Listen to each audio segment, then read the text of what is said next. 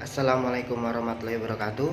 Alhamdulillah alamin wa bihi nasta'in wala umur dinwadin wassalatu wassalamu ala asrofil anbiya'i wal mursalin wa ala alihi washabihi ajmain amma ba'du. Rabbi shrahli sadri wa yassir li amri wahlul 'uqdatam min lisani yafqahu qawli. Alam nashrah laka sadrak wa wada'na anka wizrak allazi anqadha dhahrak wa rafa'na laka dzikrak fa innamal usri yusra innamal usri yusra fa idza faragta fansab wa idza rabbika farghab. Baiklah, di sini kami dari kelompok 6 ingin menjelaskan tentang hukum benda yang diajar langsung oleh dosen pengampu Dr. Nahrawi SHMH. Yakni kami akan menjelaskan tentang hukum benda dari pelajaran hukum perdata. Sebelum itu, perkenankanlah kami terlebih dahulu. Kami dari kelompok 6 yang terdiri dari 1 Afiliana dengan NIM akhir 013. Lalu kedua ada Davina Roza Arkananta dengan NIM akhir 027. Lalu ada lagi ketiga Tuku Muhammad Haikal Amin dengan NIM akhir 043. Lalu yang keempat ada Muhammad Azam dengan NIM 099.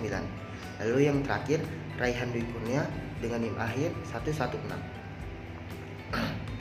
Baiklah, segala puji bagi Allah Subhanahu wa taala yang telah memberikan kemudahan bagi kami dalam menulis makalah ini dan menyelesaikannya dengan tepat waktu. Tidak lupa pula mengucapkan rasa syukur kepada Allah Subhanahu wa taala atas nikmatnya berupa sehat fisik maupun pikiran, sehingga dapat menyelesaikan makalah dengan judul Hukum Benda. Untuk itu, kami mengucapkan terima kasih kepada semua pihak yang telah membantu dalam penyusunan makalah ini. Tak lupa penulis mengucapkan terima kasih kepada Bapak Nahrawi SHMH selaku dosen pengampu mata kuliah hukum perdata yang telah membimbing dan mengarahkan penulis dalam pembuatan makalah ini. Kami menyadari bahwa makalah ini masih jauh dari kesempurnaan, baik dari bentuk penyusunan maupun materinya.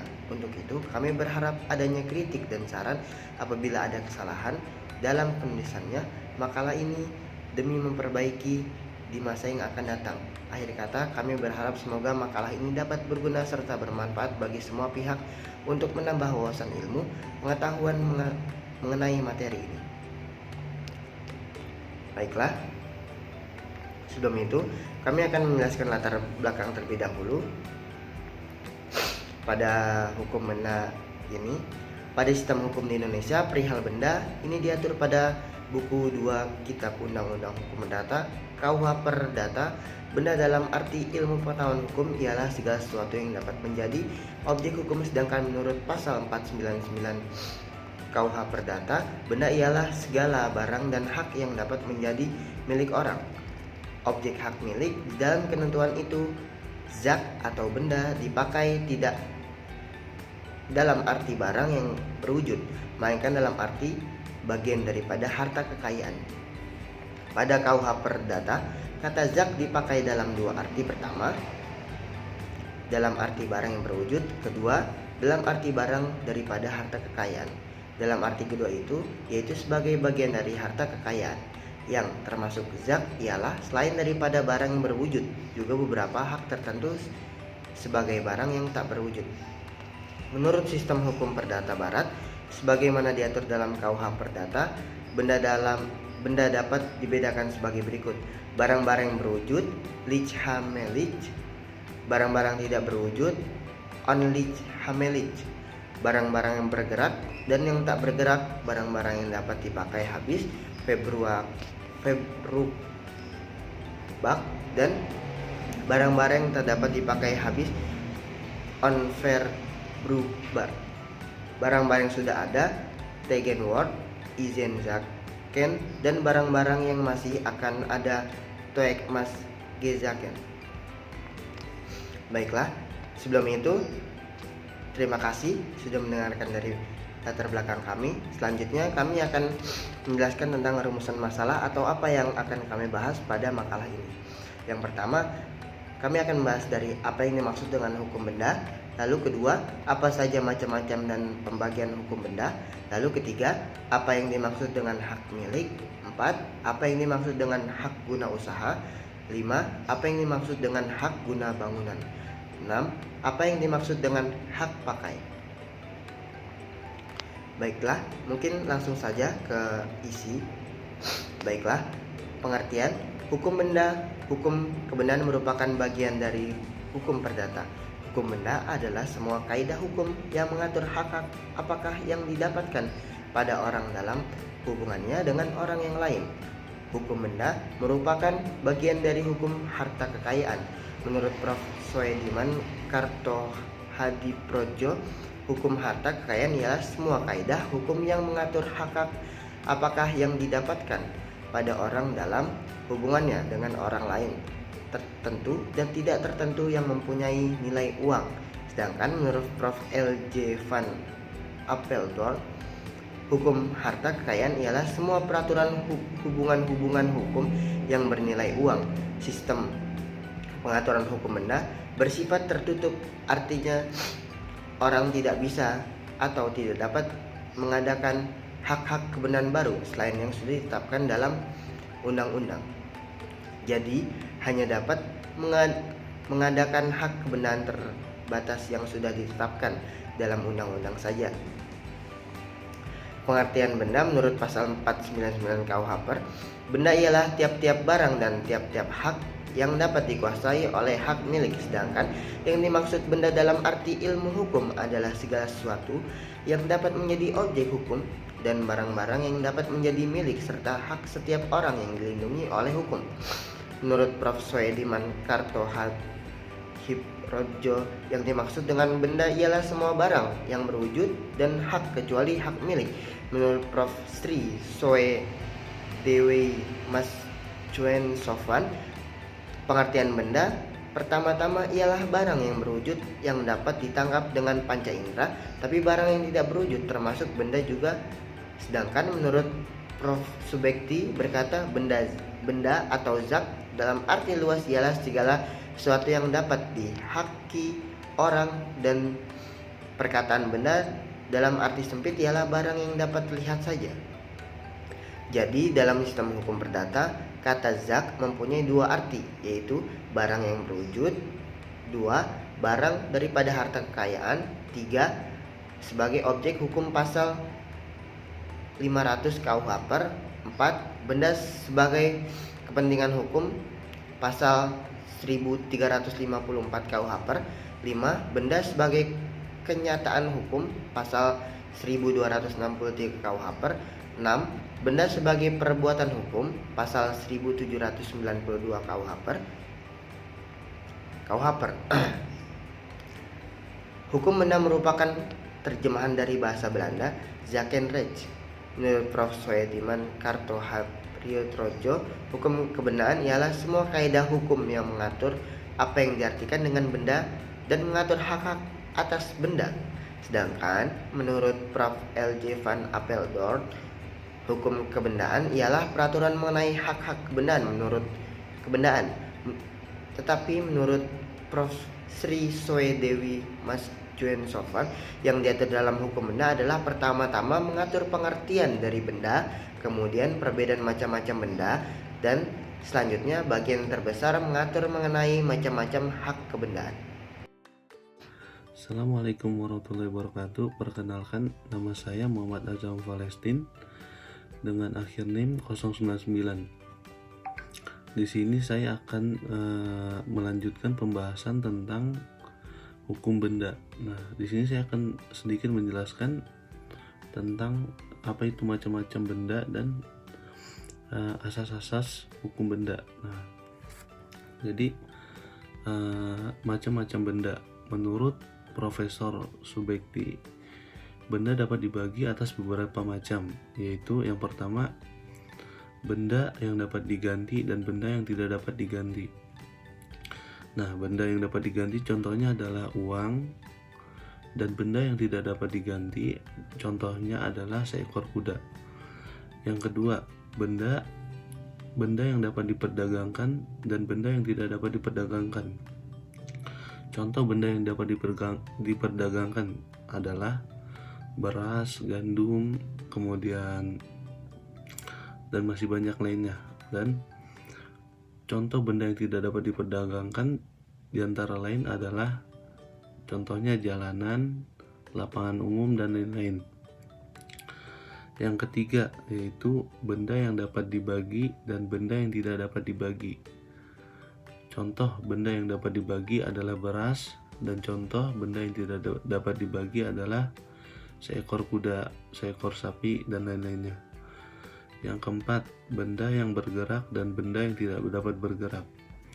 Benda yang dapat bergerak contohnya adalah perabotan rumah, kemudian kursi, meja, dan alat elektronik lainnya. Dan benda yang tidak dapat bergerak contohnya adalah tanah. Nah, kemudian di antara lain menurut Profesor Sudewi Masjun Sofwan, yaitu benda dapat dibedakan atas yang pertama barang yang berwujud dan barang yang tidak berwujud. Yang kedua, barang yang bergerak dan barang yang tidak bergerak. Yang ketiga, barang yang dapat dipakai habis dan barang yang tidak dipakai dan barang yang tidak dapat dipakai habis. Dan yang keempat adalah barang-barang yang sudah ada dan barang-barang yang masih akan ada. Nah, itu tadi adalah dua macam-macam dari dua perspektif orang berbeda. Yang pertama dari Profesor Subekti dan yang kedua dari Profesor Sudewi Masjun Sofwan. Nah, kemudian kita masuki pembahasan tentang asas-asas hukum benda. Nah, jadi menurut Profesor Sri Sudewi Masjun Sofwan, hukum benda itu ada 10 asas umum dari hukum benda. Yang pertama yaitu merupakan hukum pemaksa. Nah, menurut asas ini, atas sesuatu benda itu hanya dapat diadakan hak kebendaan sebagaimana yang telah disebutkan dalam undang-undang. Dengan kata lain, kehendak pihak lain tidak dapat mempengaruhi isi hak kebendaan. Nah, kemudian asas yang kedua dapat dipindahkan. Nah, menurut asas ini semua hak kebendaan dapat dipindah tangankan kecuali hak pakai dan hak mendiami. Jadi orang yang berhak tidak dapat menentukan bahwa tidak dapat dipindah tangankan. Asas yang ketiga yaitu asas individualitas. Nah, menurut asas ini objek dari hak kebendaan selalu adalah suatu barang yang dapat ditentukan. Artinya, orang hanya dapat sebagai pemilik dari barang-barang berwujud merupakan kesatuan. Jadi, orang tidak punya hak kebendaan di atas barang-barang yang ditentukan menurut jenis dan jumlahnya. Asas yang keempat yaitu asas totalitas. Nah, menurut asas ini, hak kebendaan selalu melekat atas keseluruhan daripada objeknya. Dengan kata lain, bahwa siapa yang mempunyai hak kebendaan atas suatu barang, maka ia mempunyai hak kebendaan itu atas keseluruhan barang itu dan juga atas bagian-bagiannya yang tidak tersendiri. Asas yang kelima yaitu asas tidak dapat dipisahkan. Nah, menurut asas ini, pemilik tidak dapat memindah-tangankan sebagian daripada wewenang yang termasuk suatu hak kebendaan yang ada padanya. Jadi, pemisahan daripada hak kebendaan itu tidak diperkenankan. Asas yang keenam yaitu asas prioritas. Asas yang keenam yaitu asas prioritas. Nah, menurut asas ini, semua hak kebendaan memberikan wewenang yang sejenis dengan wewenang-wewenang dari Egindom, sekalipun luasnya berbeda-beda. Asas yang ketujuh yaitu asas percampuran. Menurut asas ini, hak kebendaan terbatas wewenangnya. Jadi, hanya mungkin atas benda orang lain dan tidak mungkin atas hak miliknya sendiri. Kemudian asas ke-8 yaitu asas perlakuan yang berlainan terhadap benda bergerak dan tidak bergerak. Nah, asas ini berhubungan dengan penyerahan, pembebanan, bezit, dan verjaring mengenai benda-benda bergerak dan tak bergerak berlainan. Asas yang kesembilan yaitu asas publicitate. Asas publicitate. Nah, menurut asas ini, benda-benda yang tidak bergerak mengenai penyerahan dan pembebanannya dapat berlaku kewajiban untuk didaftarkan dalam daftar register umum. Sedangkan untuk mengenai benda yang tidak bergerak, cukup dengan penyerahan nyata tanpa pendaftaran dalam register umum. Asas yang ke-10 yaitu sifat perjanjian. Nah, orang mengadakan hak kebendaan, misalnya mengadakan hak memungut hasil, gadai, hipotek, dan lain-lain, itu sebetulnya mengadakan perjanjian. Sifat perjanjiannya di sini merupakan perjanjian yang zakelik, yaitu perjanjian yang mengadakan hak kebendaan. Nah, mungkin itu asas-asas hukum benda menurut Profesor Sri Sudewi Macon Sofwan.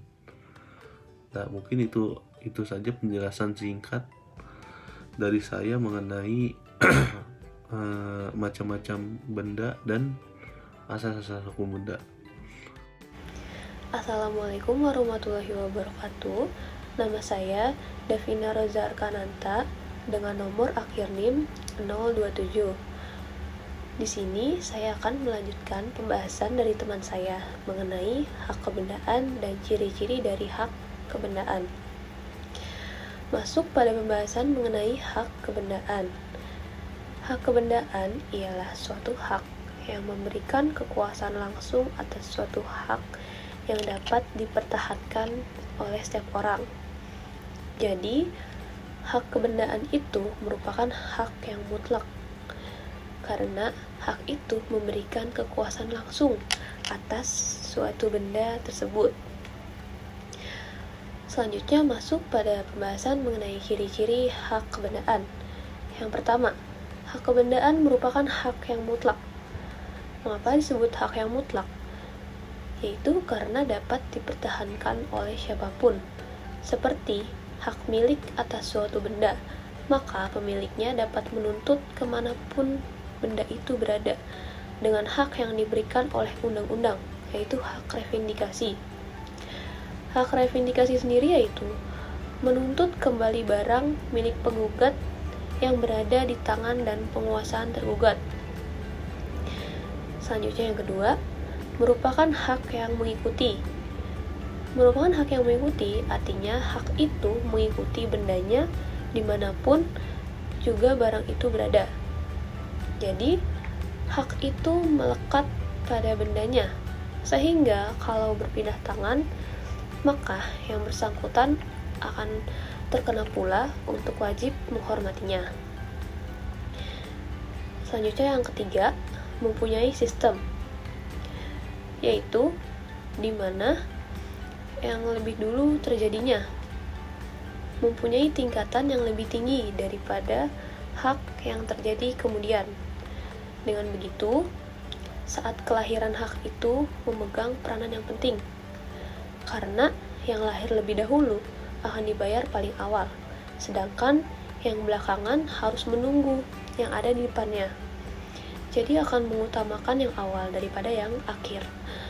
Selanjutnya yang keempat, mempunyai hak yang lebih didahulukan daripada hak lainnya, yaitu bahwa pihak yang memiliki hak kebendaan ini dalam hal pelunasan harus lebih didahulukan pembayarannya.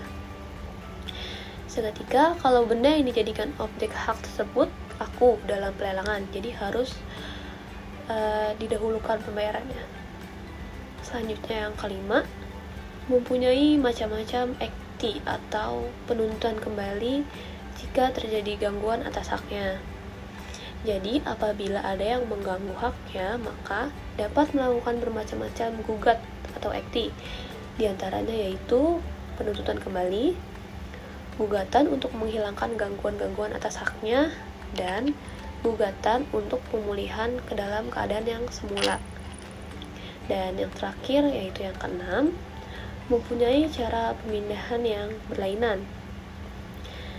Jadi dalam hal ini, kemungkinan untuk memindahkan hak kebendaan itu dapat secara sepenuhnya dilakukan atau jadi dapat dipindahkan.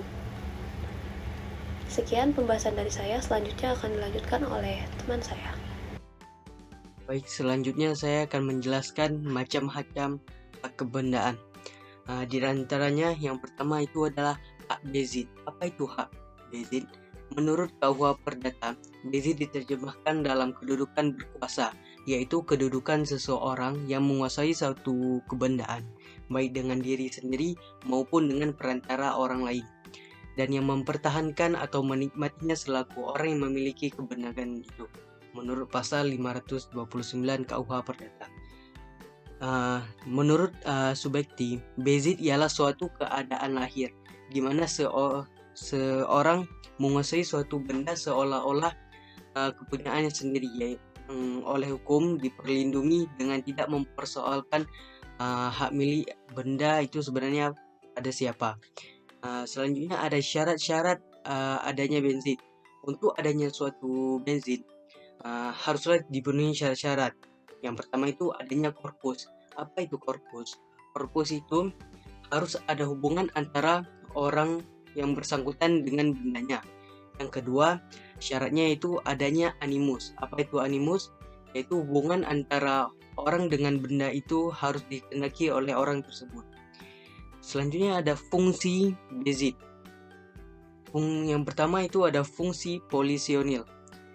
Bezit itu mendapatkan perlindungan hukum tanpa mempersoalkan hak milik atas benda tersebut sebenarnya ada pada siapa. Jadi, siapa yang membezit sesuatu benda maka ia mendapat perlindungan dari hukum sampai terbukti bahwa ia sebenarnya tidak berhak. Dengan demikian, bagi yang merasa haknya dilanggar, maka ia harus meminta penyelesaian melalui polisi atau pengadilan. Yang kedua, yaitu fungsi Zakenrechtlich. Bezitter yang telah membezit suatu benda dan telah berjalan untuk beberapa waktu tertentu tanpa adanya protes dari pemilik sebelumnya, maka bezit itu berubah menjadi hak milik melalui lembaga terjaring atau lewat waktu. Selanjutnya ada menurut pasal 540 KUH Perdata, bagaimana cara mendapatkan bezit itu. Caranya ada dua macam. Yang pertama dengan jalan okupatio, yaitu memperoleh bezit dengan jalan ini artinya memperoleh bezit tanpa bantuan dari orang yang membezit lebih dahulu. Itu yang pertama. Yang kedua yaitu jalan tradisio. Memperoleh bezit dengan jalan ini artinya memperoleh bezit dengan bantuan dari orang yang membezit lebih dahulu.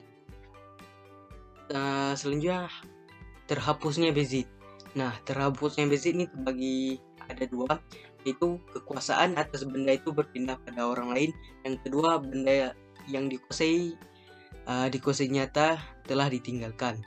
Dengan demikian, untuk adanya bezit harus ada dua unsur, yaitu kekuasaan atas suatu benda dan kemauan untuk memilikinya benda tersebut. Selanjutnya ada hak eigendom. Menurut KUH Perdata, hak untuk menikmati kegunaan sesuatu kebendaan dengan leluasa dan untuk bebas terhadap kebendaan itu dengan kedaulatan sepenuhnya, asal tidak bertentangan dengan undang-undang dan tidak mengganggu hak-hak orang lain. Ada menurut ilmuwan, menurut Profesor Subekti Eigendom adalah hak paling sempurna atas suatu benda.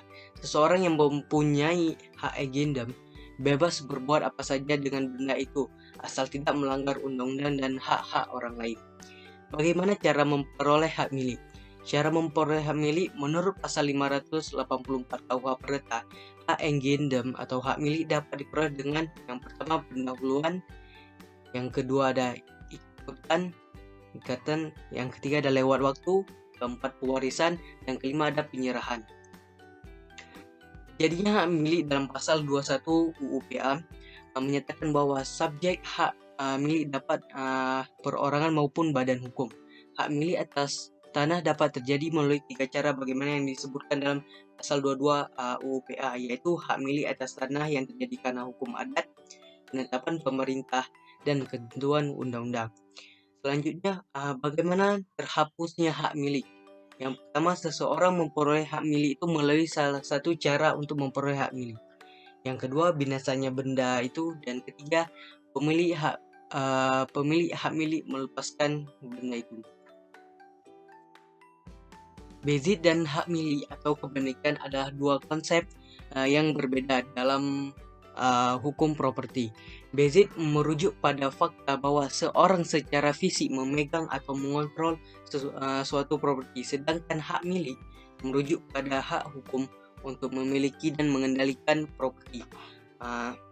Saya berikan contohnya yang mudah kita pahami seperti jika seorang menyewa sebuah apartemen dan secara fisik tinggal di sana, maka mereka memiliki bezit atas apartemen tersebut.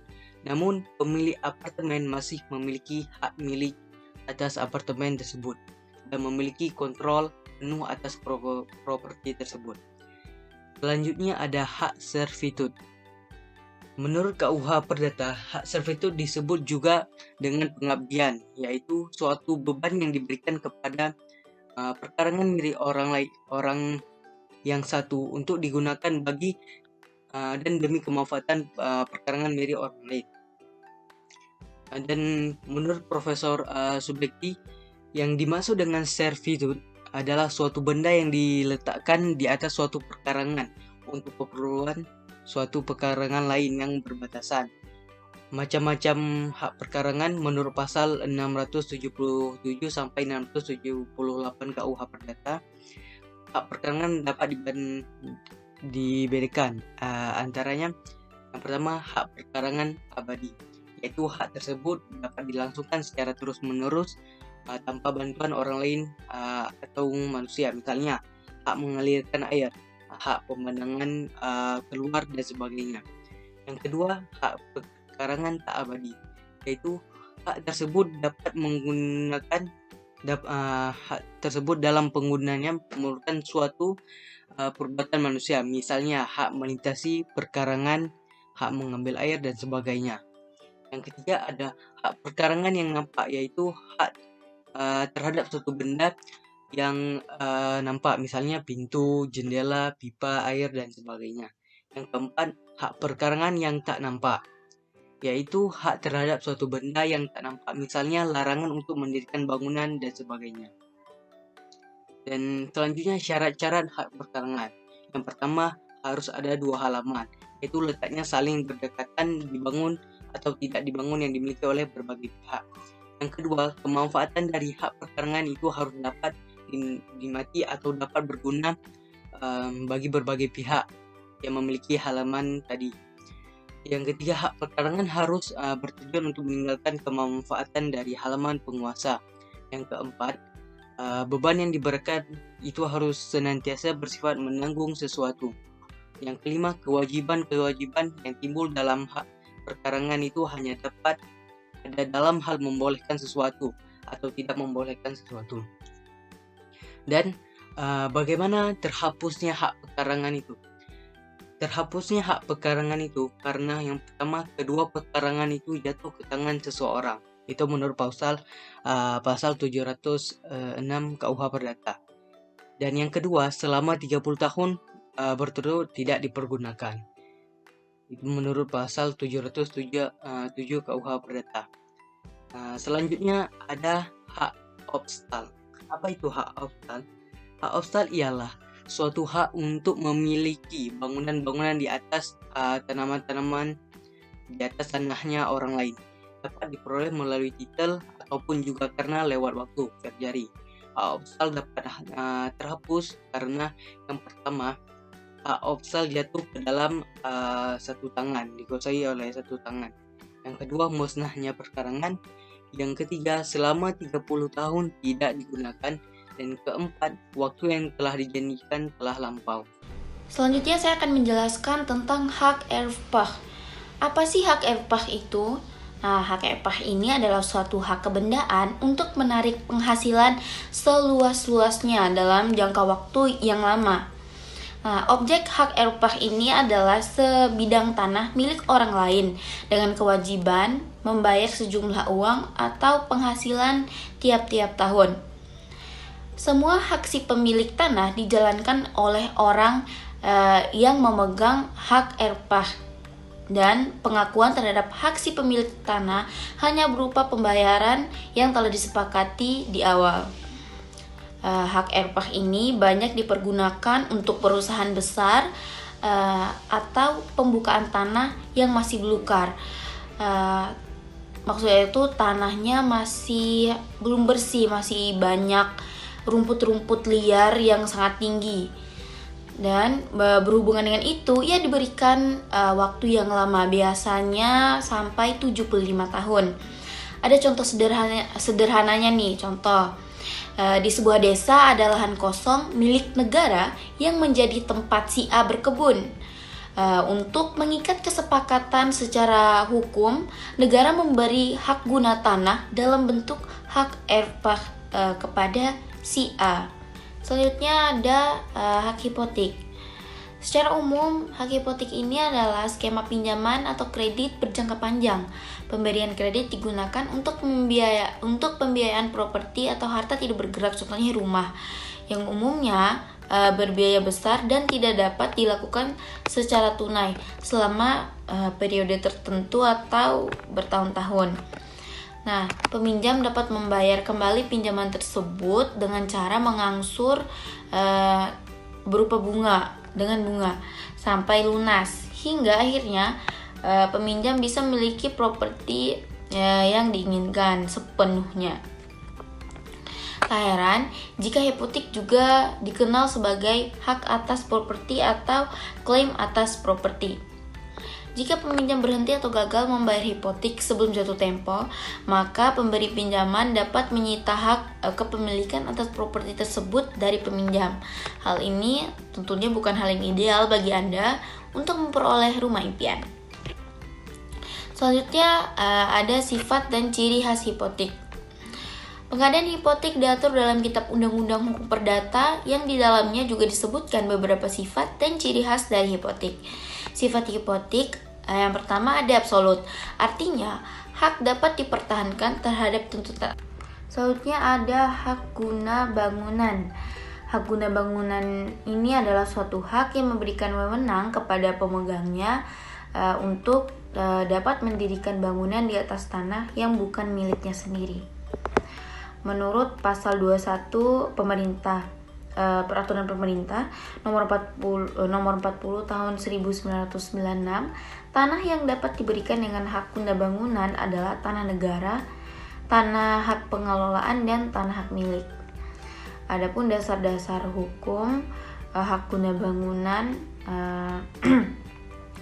yang pertama ada Peraturan Pemerintah nomor 40 tahun 1996 tentang hak guna usaha, hak guna bangunan, dan hak pakai atas tanah dari pasal 19 sampai dengan pasal 38 mengatur tentang subjek hak guna bangunan ini. Selanjutnya yang terakhir adalah hak pakai. Nah, berdasarkan pasal 41 Undang-Undang Pokok Agraria, hak pakai adalah hak menggunakan dan atau memungut hasil dari tanah yang dikuasai langsung oleh negara atau tanah milik orang lain. Hak pakai diberikan berdasarkan keputusan pejabat berwenang atau berdasarkan perjanjian dengan pemilik tanahnya.